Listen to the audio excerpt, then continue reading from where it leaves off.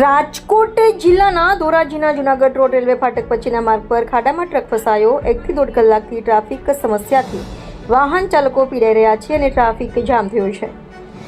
ધોરાજીના લોકો જાણે રામ ભરોસે છોડી જવાબદાર તંત્ર કે કોન્ટ્રાક્ટર કુંભકર્ણની નિંદ્રામાં સૂતું હોય તેવું લાગી રહ્યું છે। ધોરાજીના જૂનાગઢ રોડ ઓવરબ્રિજની કામગીરી લઈને ડાયવર્ઝન કરેલ છે, પણ આ ડાયવર્ઝન કરેલ રસ્તો જાણે વાહન ચાલકોને શ્રાપિત બન્યો છે।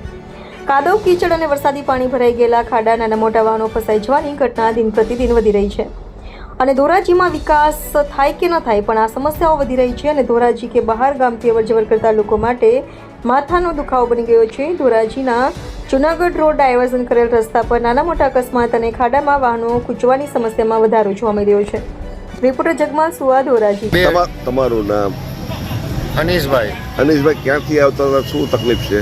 અમદાવાદથી માંગરોળ જાય છે મધુરમ ટ્રાવેલ્સની અંદર।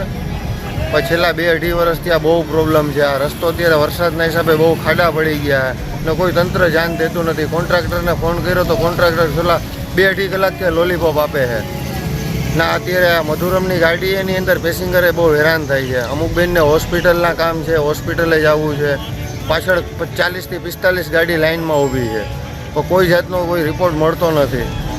બધાને ફોન કરીએ તો કે ચાલો હમણાં 15 મિનિટમાં આવે, 20 મિનિટમાં આવે છે, તો પાછળ બહુ ટ્રાફિક મોટું થઈ ગયું છે। અમુક સ્કૂલની બસો છે, કેમ કે સ્કૂલવાળાઓને છોકરાઓને સ્કૂલના ટાઈમે પૂગવું પડે છે, એટલે હાલાકી બહુ છે ને। આ બધાય સરકાર એમ કહે કે ટેકનોલોજી, આમાં ટેકનોલોજી શું છે? આ રસ્તાની હાલત ખરાબ કરી નાખી છે ને। આ ખાડા બતાવો સાહેબ, ખાડા ખાલી બતાવો, કેવડા ખાડા, 4 વ્હીલર નથી હાલતું, એવડા તો ખાડા કરી નાખ્યા છે।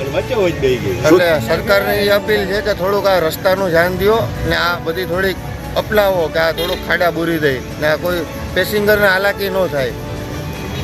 તમારું નામ? જયંતિભાઈ મોરાભાઈ દાપડા કોટડા।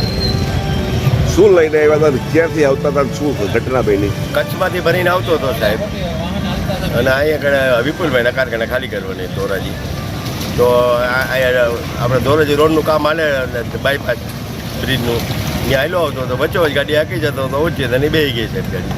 તો મેં 102માં ફોન કરી દીધો છે, કોન્ટ્રાક્ટરમાં ગયો હતો તો કોન્ટ્રાક્ટર લોકો આવ્યા નથી। કેટલા સમય થયો? લગભગ સાહેબ 1.5 કલાક જેવું થઈ ગયો સાહેબ। કેવી હેરાનગતિ છે અત્યારે? હેરાનગતિ સાહેબ, ટ્રાફિક જામ થઈ ગયો સાહેબ, આગળ પાછળ ટ્રાફિક જામ થઈ ગયો છે, ગાડી નીકળે એમ નથી, જેસીબી સિવાય સાહેબ નીકળે એમ નથી ગાડી। કેટલો ખર્ચો થાય એવું છે? ખર્ચો તો સાહેબ હવે જેસીબી વાળો આવે ને કેટલા કહે એ પ્રમાણે ઓછામાં ઓછો 3-4 હજારનો ખર્ચો અલગ છે સાહેબ।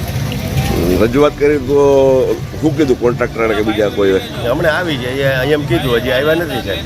કેટલો સમય થયો? 1.5 કલાક જેવું થઈ ગયું સાહેબ।